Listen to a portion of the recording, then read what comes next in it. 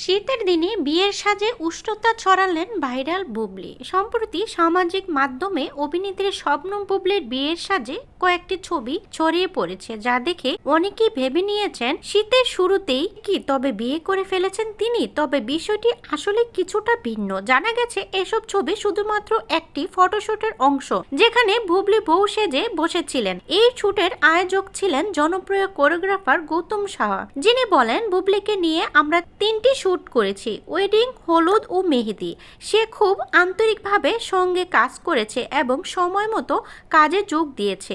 এটি বুবলির সঙ্গে গৌতম সাহার প্রথম কাজ নয়। পূর্বেও একাধিকবার তাদের সহযোগিতার কথা জানিয়েছিলেন এই কোরিওগ্রাফার। তিনি বলেন, বুবলি একজন খুব ভালো মেয়ে, কাজ ছাড়া আর কিছুই চিন্তা করে না। শুটিং সেটে তাকে খুবই পরিশ্রমী মনে হয়। কাজ শেষ না হওয়া পর্যন্ত সে খাওয়া দাওয়ার কথা মনে রাখে না। সম্প্রতি আমরা এক